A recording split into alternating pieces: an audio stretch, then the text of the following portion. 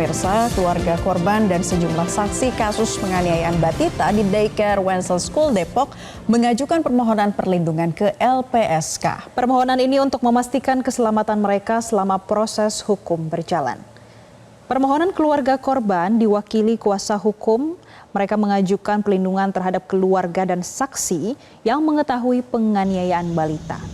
Kuasa hukum mengaku belum ada ancaman dan intimidasi terhadap keluarga dan saksi. Namun permohonan perlindungan bentuk pencegahan atas potensi intimidasi di waktu mendatang. Sementara itu kuasa hukum keluarga tidak menjelaskan identitas saksi yang mengajukan perlindungan dan alasannya untuk menjaga keselamatan mereka. Namun kuasa hukum memastikan saksi-saksi yang mengajukan perlindungan adalah sosok yang mengetahui dan mendengar penganiayaan terhadap balita. Kita berharap prosedurnya ini tentunya kita sudah punya. Intinya ketika kelengkapan formil sudah dilengkapi semua, maka kita akan masuk pada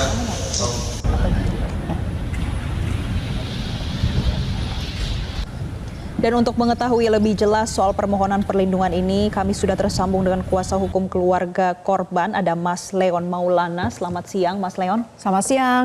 Mas Leon, tentunya kita ingin tahu ya, ada update apa soal permohonan perlindungan dari pihak keluarga korban? Ya, baik. Terima kasih, Mbak. Terkait dengan update dari permohonan kita kemarin, hari ini saya dihubungi oleh pihak LPSK. Ada satu formulir lagi, pernyataan bahwa orang tua merupakan orang yang mewakili dari korban secara langsung. Karena kan korban di sini posisinya masih di bawah umur, seperti itu, Mbak. Mas Leon, apa alasannya mengajukan perlindungan ke LPSK? Apakah memang hanya khawatir ke depannya akan ada intimidasi atau ancaman? Atau mungkin hingga saat ini ada update, jangan-jangan sudah ada intimidasi atau ancaman, Mas?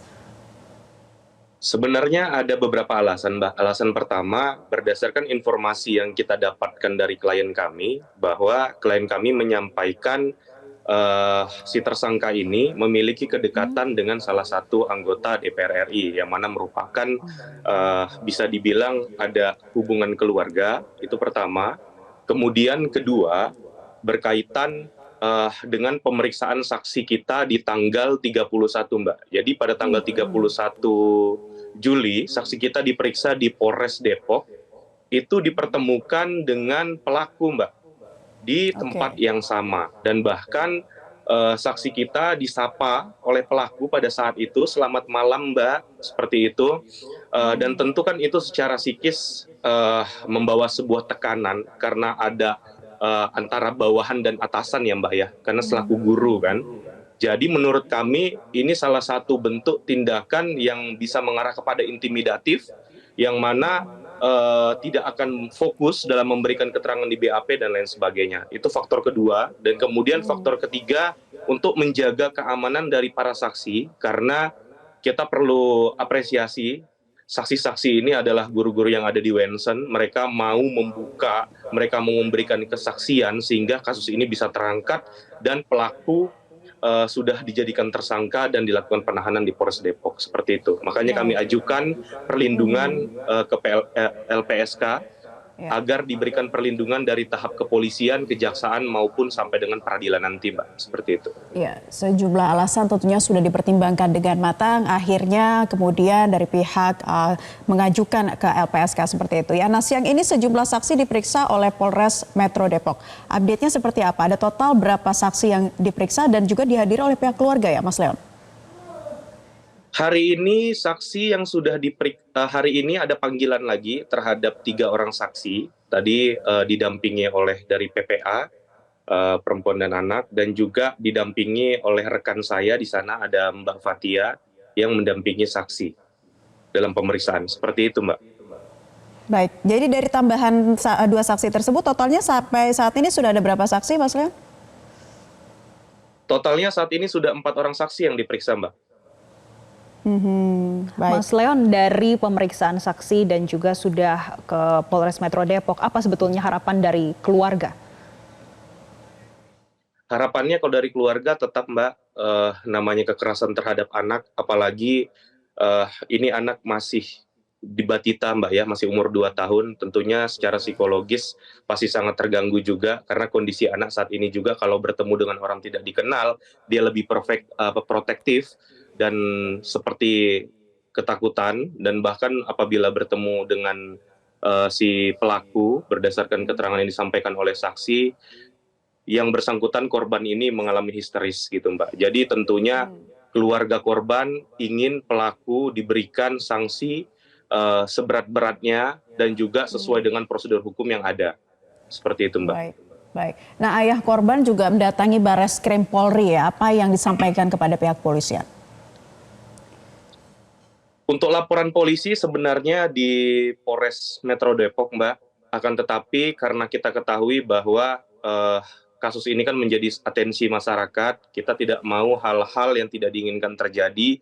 Jadi selain kita minta perlindungan dan pengawasan dari KPAI, LPSK, kita juga meminta atensi khusus dari Karowasidik Mabes Polri, seperti itu Mbak, agar seluruh rangkaian prosesnya, penyidikan, penyelidikan sampai dengan limpah berkas P21 nanti itu sesuai dengan prosedur dan tidak ada intervensi dari pihak manapun. Baik, sejauh ini untuk pelimpahan berkas sudah sampai mana Pak Leon? Sejauh ini masih pemeriksaan saksi Mbak. Mas Leon, bagaimana kelanjutan aduan ke KPAI? Apakah sudah update setelah ada aduan ke KPAI hingga saat ini? Hari ini kita juga dihubungi oleh KPAI. Terkait dengan komunikasinya belum bisa saya sampaikan, yang pada intinya KPAI mendorong kepada untuk pemulihan psikologis anak Mbak, seperti itu. Untuk pemulihan psikologis anak ataupun juga semacam trauma healing yang dilakukan, rencananya kan seperti apa tuh Mas Leon? Sudah bisa mendapatkan informasi belum? Apa kemudian mungkin terapi yang diberikan atau pendampingan yang diberikan? Selain dari KPAI, KPAI juga berkoordinasi dengan UPT PPA Kota Depok Mbak, untuk trauma healingnya, seperti itu. Sedang dijadwalkan untuk jadwal ketemu untuk dilakukan konseling. Baik, tapi kondisi dari korban, si anak yang Batita ini berusia 2 tahun, seperti apa kondisinya sampai saat ini? Apakah memang benar masih mengalami trauma? Seperti yang saya jelaskan tadi Mbak, jadi apabila bertemu dengan orang asing, dia akan menangis dan juga dia akan lebih protektif gitu Mbak. Dia jadi tidak mau dipegang sembarangan orang, seperti itu. Lalu bagaimana upaya dari orang tua korban sendiri, Mas Leon, hingga saat ini dengan melihat kondisi dari anaknya? Kalau untuk orang tua korban, pasti tentunya Mbak, kita terus komunikasi juga, seperti yang saya sampaikan tadi, untuk fokus kepada pemulihan anak Mbak. Makanya sampai dengan saat ini juga orang tua korban menutup diri dahulu untuk memberikan keterangan kepada publik agar dapat fokus terhadap anaknya untuk pemulihan dan juga fokus terhadap upaya hukum yang sedang berjalan. Seperti itu Mbak. Baik, upaya hukum yang sedang berjalan sudah ada, hari ini ada pemeriksaan totalnya ada 4 saksi, kemudian selanjutnya akan ada apa lagi nih Mas Leon?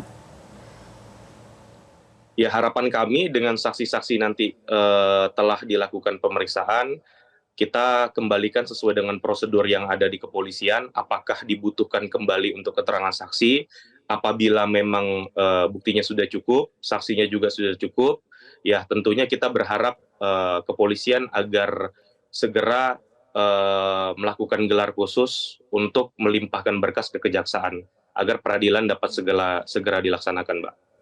Baik, kita akan terus kawal kasus ini. Terima kasih Mas Leon Maulana selaku kuasa hukum keluarga dari Batita yang menjadi korban sudah bergabung bersama kami di Newsline Metro TV.